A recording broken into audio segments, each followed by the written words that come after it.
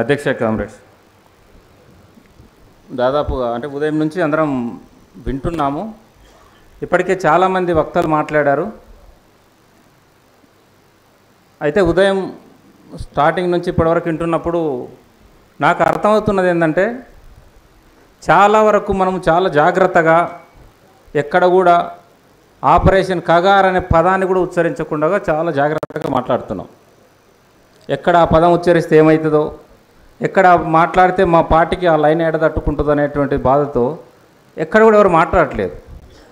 నేను ఇందాక వేదిక మీద ఉన్నప్పుడు వక్తలుగా ఉదయం ఎట్లా మాట్లాడారు, ఇప్పుడు కూడా వచ్చి వక్తలు ఏం మాట్లాడుతున్నారో ఒకసారి గమనించండి అని చెప్పాం.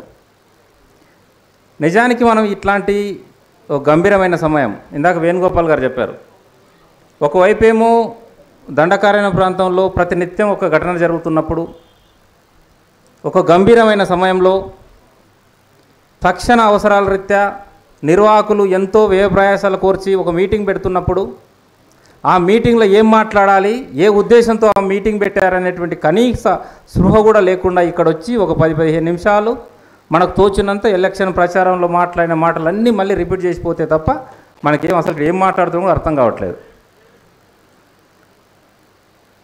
ఉదయం లక్ష్మణ్ సార్ మాట్లాడుతున్నప్పుడు నాకు ఒక వార్త వచ్చింది. పలానా సుక్మా జిల్లాలో తొల్లాయి, టెట్రాయ్ అనే 2 గ్రామాల మధ్యలో ఎన్కౌంటర్ జరిగింది, ఒక ఆదివాసీ యువకుడు మరణించాడు అని చెప్పి. తర్వాత నందిని సిద్ధారెడ్డి మాట్లాడుతున్నప్పుడు మళ్ళీ ఒక వార్త వచ్చింది. బీజాపూర్ జిల్లాలో ఒక పోలీస్ స్టేషన్ పరిధిలో 3 ఆదివాసీ యువకులను అదుపులోకి తీసుకున్నారు అని చెప్పి.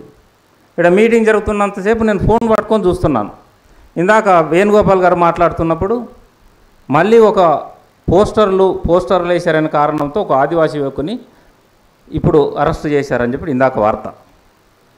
ఒకవైపు ఏమో ప్రతినిత్యం ప్రతి సెకండ్లో ఒక ఏం జరుగుతుందో తెలియని సిచ్యువేషన్లో ఆదివాసులు పోరాటం చేస్తుంటే మనం మాత్రం మనకి ఇష్టం వచ్చింది మాట్లాడిపోతున్నాం. నిజానికి ఇక్కడ కూర్చున్నటువంటి వాళ్ళకు నాకు తెలిసి అందరికీ రాజకీయ పరిజ్ఞానం ఉంది. యుద్ధం ఎందుకు జరుగుతుందో, పోరాటం ఎందుకు జరుగుతుందో, ఎవరి కోసం పోరాటం చేస్తున్నారో, ఆదివాసులు అనివార్యంగా ఎందుకు యుద్ధంలో దిగారో అందరికీ తెలుసు. కానీ తెలిసిన విషయాన్ని మళ్ళీ చెప్తున్నాం. నిజానికి ఇప్పుడు మాట్లాడుకోవాల్సింది మనం ఏంటి, ఇప్పుడు ఏం చేయాలి అనేది. రాజకీయ ఉపన్యాసాలు కాదు కదా. ఒకవైపు యుద్ధం జరుగుతున్నప్పుడు, నిత్యం ఒకవైపు ప్రాణాలు పోతున్నప్పుడు మనం బుద్ధిజీవులుగా ఏం చేయాలని ఇక్కడ మాట్లాడుకోవాలి. కరెక్ట్ 3 రోజుల క్రితం మావోయిస్టు పార్టీ నుంచి వికల్ప పేరుతో ఒక ప్రకటన వచ్చింది. ఒకవైపు పెద్ద ఎత్తున పోరాటం జరుగుతుంది. ఆదివాసులంతా కూడా అమాయకులను తీసుకెళ్ళి పిట్టలను కాల్చినట్లు కాల్చారని చెప్పి బీజాపూర్ వేదికగా 2 రోజుల పాటు నిరసన దీక్షలు తెలిపారు. సోని లాంటి హక్కుల కార్యకర్త వచ్చి వాళ్ళకి మద్దతు తెలిపింది. అక్కడ పెద్ద ఎత్తున పోరాటం జరుగుతుంది, మీరు కూడా మద్దతు ఇవ్వండి అని చెప్పి 3 రోజుల క్రితం వికల్ప పేరుతో ఒక ప్రకటన వచ్చింది. 4 విషయాలు ఆయన ప్రస్తావించాడు. సమాజం ఎప్పుడైనా సంక్షోభం జరిగినప్పుడు మీ బుద్ధిజీవులుగా, మేధావులుగా మీరు స్పందించండి, ఆదివాసీ తరపున మాట్లాడండి అన్నాడు. మాట్లాడడం అంటే ఏంటి, ఘటనలు చెప్పాడు మొత్తంగా. ఒకవైపు భారత ప్రభుత్వం 6 నెలల్లో మొత్తం కూడా అడవినంతా తుడిచేస్తానని ఒకవైపు చెప్తున్నాడు, లెక్కలు చెప్తున్నారు. మీరు ఏ పేపర్ చదివినా చదవకపోయినా వీలు చేసుకొని ఆర్గనైజర్ పత్రిక చదవండి. పత్రికలకు రాకముందే ఆర్గనైజర్ పత్రికల్లో ఇవాళ ఏం జరిగింది, ఈ ఘటన ఏం జరిగింది అనేది ఆ పత్రికలో ప్రింట్ అయిపోతుంది. ఇందాక నేను మాట్లాడుతున్నప్పుడు ఆ పత్రికలకు వ్యాసం వచ్చేసింది. మొత్తం దండకారణ్యంలో ఈ సంవత్సరం మొత్తం చనిపోయినటువంటి వాళ్ళు 105 మంది. ఇప్పుడే సుకుమా దగ్గర ఒక ఆయన చనిపోయాడని చెప్పి పత్రిక ఆర్గనైజర్ రాసేసింది. ఆ రాసేసిన వార్తలను మొత్తం భారత పత్రికలు నెక్స్ట్ వచ్చేస్తాయి. ఘటన జరిగిందంటే 3 మీరు ఫేస్బుక్ చూడకండి, మీతో ఏం అవసరం లేదు. ఇండియన్ డిఫెన్స్కి సంబంధించిన ఒక ఫేస్బుక్ చూడండి. చంపిన దగ్గర వాళ్ళు ఆర్మీ, సిఆర్పిఎఫ్ కానీ లేకపోతే బిఎస్ఎఫ్ కానీ ఫోటో దిగి వాళ్ళు ఫోటో పెడతారు. న్యూస్ పేపర్ కూడా మనకు అవసరం లేదు.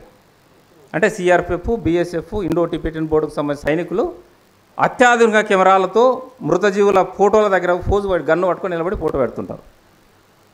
అంటే ఇంత పెద్ద ఎత్తున వాళ్ళకు సర్వ హక్కులు చేసి మొత్తం యుద్ధం జరుగుతున్నప్పుడు ఆదివాసులు అమాయకులను పట్టుకొని తీసుకెళ్ళి కాల్చి చంపారని నిరసన దీక్షను తెలుపుతుంటే మనం ఏం చేయాలని చెప్పి ఇవాళ ఆదివాసులు అడుగుతున్నారు. అక్కడ యుద్ధంలో నిలబడి పోరాటం చేస్తున్న మావోయిస్టు పార్టీ కూడా అడుగుతుంది. 4 డిమాండ్ పెట్టాడు ఆయన. సమాజం సంక్షోభంలో వచ్చినప్పుడు బుద్ధిజీవులుగా మీరు మాట్లాడారు కదా, ఆదివాసుల తరపున మాట్లాడండి. జనవరిలో ఏం జరిగింది, ఫిబ్రవరిలో ఏం జరిగింది, మార్చిలో ఏం జరిగింది, ఏప్రిల్ ఏం జరిగింది, నిన్నగాక మొన్న ఏం జరిగిందని చెప్పి వికల్ప పేరుతో వచ్చిన పత్రికా ప్రకటనలు మొత్తం డీటెయిల్స్ చెప్పాడు. 4 రోజుల క్రితం ఒక పూజ చేసుకోవడానికి వెళ్తున్నప్పుడు, గ్రామంలో అందరు గుమిగూడి పూజ చేస్తున్నప్పుడు సిఆర్పిఎఫ్ బలగాలు వస్తే గ్రామస్తులంతా భయపడి పక్కకు పోతుంటే గ్రామస్తులను పట్టుకుని కాల్చి చంపారు. దాంట్లో సాయుధుడైనటువంటి కామ్రేడ్ ఒక్కరు, మిగతాలంతా గ్రామస్తులు. కనీసం యుద్ధనీతి అంటూ ఒకటి ఉంటుంది కదా, యుద్ధంలో శత్రుపక్షం వాళ్ళు చనిపోయినప్పుడు శవాలను కనీసం గౌరవప్రదమైన అప్పగించాలని ఒక నియమం ఉంది. కానీ శవాలను కూడా మాకు అప్పగించకుండా 3 రోజులు 4 రోజులు కుళ్ళిపోయే రీతిగా, పురుగులు పట్టే రీతిగా వస్తే తప్ప మాకు అసలు శవాలను అప్పగించట్లేదు. కనీసం గౌరవనీయంగా శవాలను అప్పగించే రీతిగా మీరు మాట్లాడండి అని చెప్పి బుద్ధిజీవులుగా మనం రిక్వెస్ట్ చేస్తున్నాడు. ఇంత పెద్ద ఘటన జరుగుతుంది కదా, మీరు స్పందించండి. మీకు ఏ వీలైతే ఆ రీతిగా. గత నెలలో మేము పోయాం, కాంకేర్ ఘటన జరగక ముందు మేము ఒక ప్రయత్నం చేశాం అక్కడికి వెళ్దామని చెప్పి. ఇంత పెద్ద ఎత్తున యుద్ధం జరుగుతుంది. అమిత్ షా పత్రికా ప్రకటన ఇస్తున్నాడు. నిన్న 2 రోజుల కింద కూడా ఆయన ప్రకటించాడు, త్వరలో మొత్తం అడవిని కాల్ చేస్తామంటున్నాడు. అసలు అడవి ఎట్లా ఉందో చూద్దామని చెప్పి ఒక 12 మంది మేము అక్కడికి వెళ్ళాము. బయట వాతావరణం గంభీరంగా ఉంది, ఎవరు రానియట్లేదు అంటున్నారు కదా అని కొద్దిమంది అడ్వకేట్స్, స్టూడెంట్స్ అందరం కలిసి వెళ్ళాం. 4 రోజులు 5 రోజుల పాటు మొత్తం దండకారణ్య మొత్తం ఈ ప్రభావిత ప్రాంతం అంతా తిరిగాం. ప్రతి 5 కిలోమీటర్ల దగ్గర ఒక చెక్ పోస్టు. దాదాపు నేనుగా ఒక 20 దగ్గర సంతకం చేసింటా. ఒక 5 కిలోమీటర్ల దగ్గరకు పోతే ఒక చెక్ పోస్ట్ ఉంటుంది, అక్కడ దిగాలి, మా వెహికల్ అన్ని చెక్ చేస్తారు, సంతకం పెట్టాలి, ఎవరెవరు వచ్చారు అన్ని పేరు రాసుకుంటారు, మీరు ఏడికి వెళ్తున్నారంటే పలానా దగ్గరకంటే మళ్ళీ పంపిస్తారు. 5 కిలోమీటర్లు దాటి మళ్ళీ కూడా చెక్ పోస్టు. ఈ మధ్యకాలంలో బయట ఆ విషయాలు బయటికి మనకు తెలియట్లేదు, కానీ అక్కడ ఉన్న యూట్యూబ్ ఛానల్ బ్రహ్మాండంగా పనిచేస్తున్నాయి. నేను ఒక యూట్యూబ్ ఛానల్ పెట్టారు, బస్తర్ జంగల్ పేరుతో ఉన్న ఒక యూట్యూబ్ ఛానల్. ఆయన ఏం చెప్తున్నాడంటే, ఆదివాసీ ప్రాంతాల్లో క్యాంపులు పెట్టాలంటే బాగా ఎంతో పెద్ద శ్రమ అనుకుంటున్నారు, మీరు అనుకుంటున్నారు. కానీ ఈ వీడియో చూడండి, వితిన్ 2 అవర్స్లో ఒక క్యాంపు ఏర్పాటు చేస్తుందని చెప్పి ఒక క్యాంపు రికార్డ్ చేశాడు మొత్తంగా. ఆ క్యాంప్ ఏంటంటే వితిన్ 2 అవర్స్లోనే పెద్ద పెద్ద బుల్డోజర్స్ వస్తాయి, ప్రొక్లైన్స్ వస్తాయి, తవ్వుతాయి. అప్పుడే వాళ్ళ వెహికల్ దించినటువంటి కంటైనర్లో ఉన్నటువంటి మొత్తం సామాగ్రి అంతా కూడా ఆ సిఆర్పిఎఫ్ బలగాలు వితిన్ 2 అవర్స్లో పరిచేస్తారు. ఆ క్యాంప్ తయారైపోతుంది.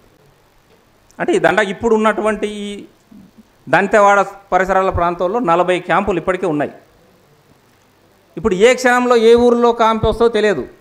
అక్కడున్న గ్రామస్తులు, మేము పోయాం దారి పండుగ పోతున్నప్పుడు, సరిహద్దు ప్రాంతాల్లో ఉన్నటువంటి ఆదివాసులు ఎక్కడ కూడా ఉండకుండా క్యాంపుల దగ్గర తెచ్చిపెట్టేశారు వాళ్ళని.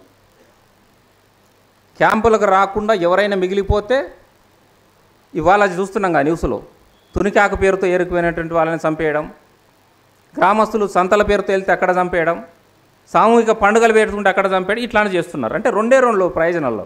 ఒకటి వస్తే నా క్యాంపులు వచ్చిండు, లేదా నువ్వు అక్కడ కానీ ఉంటే నువ్వు నక్సలైట్ పేరుతో చనిపోతారనేటువంటిది. నేను సుక్మా కలెక్టర్ ఎస్పీ మాట్లాడుతున్నాడు, ఆయన బీజాపూర్ ఎస్పీ. మీరు చాలామంది అంటున్నారు, వైరు ఒక స్టోరీ రాసింది మొత్తంగా, అమాయకులను తీసుకెళ్ళి చంపేస్తారని చెప్పి స్టోరీ రాస్తున్నారు, మీకు తెలియట్లేదు. మావోయిస్టులంతా కూడా పత్రికలను ప్రజలను అందరూ తప్పుదో పట్టించే రీతిగా, వాళ్ళు ఆదివాసుల్లో కలిసిపోయే రీతిగా వాళ్ళ యూనిఫామ్లు పక్కకు పెట్టి ఆదివాసులు డ్రెస్సులు వేసుకొని తిరుగుతున్నారు. నిజానికి ఆదివాసులు ఉన్నట్లంతా కూడా మావోయిస్టులు అని మాట్లాడుతున్నాడు. అంటే ఎంత నిర్ద్వందంగా ఆదివాసులు మావోయిస్టులను చూడట్లేదు. వాళ్ళు కనిపిస్తే చాలు చంపాలనేటువంటి ఘటనలతో. ఇవాళ ఇంత గంభీరమైనటువంటి పరిస్థితుల్లో మనం ఏం చేయాలనేటువంటిది సీరియస్గా ఆలోచించుకోకపోతే ఇట్లాంటి 100 మీటింగ్లు పెట్టినా వినిపోవడం తప్ప మనం ఏం చేయట్లేదు. ఇవాళ వాళ్ళు స్పష్టంగా అడుగుతున్నారు. నిజానికి ఒకప్పుడు కనీసం అక్కడికి వెళ్ళాలంటే చాలా మేము ప్రయత్నం చేశాం, 5 రోజుల పాటు ప్రయత్నం చేసి ఎక్కడికి రాలేదు.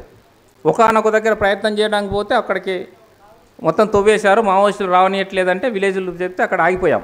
కానీ ఇవాళ పరిస్థితి మారిపోయింది.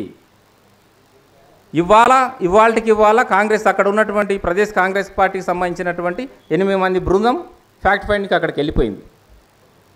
నిన్న ఛత్తీస్గఢ్గా ఉన్నటువంటి ట్రేడ్ యూనియన్కి సంబంధించిన లీడర్స్ అందరూ ఏఐటీయూసీ అన్ని సంఘాలు మొత్తం కలిపి ఛత్తీస్గఢ్ ముఖ్యమంత్రికి ఒక వినతిపత్రం ఇచ్చారు. మేము కూడా ఫ్యాక్ట్ ఫైండ్కి వెళ్తున్నాం, దానిపైన సిట్టింగ్ జడ్జితో విచారణ జరిపించండి అనేటువంటిది. ఇట్లాంటి పరిస్థితుల్లో ఇక్కడ కూర్చున్న వాళ్ళు కనీసం 100 మంది అయినా ఫ్యాక్ట్ ఫైండ్ పేరుతో తయారైతే తప్ప అక్కడ ఏం జరుగుతున్న విషయాలు తెలుసుకోలేము. మీటింగ్లు ఈరోజు కాకుండా రేపు ఎప్పుడైనా పెట్టుకోవచ్చు. మన కళ్ళ ముందు మనుషులు చచ్చిపోతున్నప్పుడు కనీసం మనం కలవాలి, ఇక్కడ నుంచి కదలాలి. మేము ఒక దగ్గర పోయినప్పుడు ఒక ఆయన అడిగాడు, తెలుగు ఆఫీసర్ ఉన్నారు ఒక దగ్గర, మీరు ఇక్కడికి ఎందుకు వచ్చారా అని చెప్పి. మీరు ఆంధ్ర కదా, తెలంగాణ కదా, మీకు ఛత్తీస్గఢ్లో ఏం పని అంటే మేము మాట అడిగాము. ఛత్తీస్గఢ్లో చచ్చిపోతున్నటువంటి వాళ్ళు ఎక్కువ మంది తెలంగాణ వాళ్ళు కదా, మా తెలంగాణ చూడడానికి మేము వెళ్ళకూడదా? మనం వెళ్ళొచ్చు. ఇవాళ ఒకరిద్దరు పోతే నిర్బంధం పేరుతో ఆపొచ్చు, కానీ 100 మందిని పోతే ఎవరిని కూడా ఆపే పరిస్థితి ఉండదు. కాబట్టి ఇవాళ ఈ మీటింగ్కి వచ్చినటువంటి వాళ్ళు సంఘాలు కానీ ప్రతినిధులు కానీ వినడానికి వచ్చిన వాళ్ళు కానీ ఒక పెద్ద బృందంగా వెళ్తే మనం అక్కడికి వెళ్ళి వీలైతే అడ్డుకున్నా పర్వాలేదు, అక్కడ నిరసన దీక్ష చెప్దాం. 2 రోజుల పాటు ఆదివాసులు 50 కిలోమీటర్లు నడిచిపోయి బీజాపూర్ ఎస్పీ కార్యాలయం ముందు వాళ్ళు నిరసన తెలిపారు. నిన్న రాయ్పూర్లో ఒక నిరసన తెలిపారు. రోజు అక్కడ జరుగుతుంది. మనం మాట్లాడుకొని వెళ్తే దీనివల్ల ఉపయోగం ఉండదు. ఇప్పటికైనా ఆలోచించుకొని ఒక బృందంగా వెళ్తే బాగుంటుంది. విద్యార్థులుగా మేము, జర్నలిస్టులుగా ఒక టీము వెళ్ళడానికి ఇప్పటికే సిద్ధంగా ఉన్నాం. కలిస్తే అందరు కలిసి వెళ్దాం.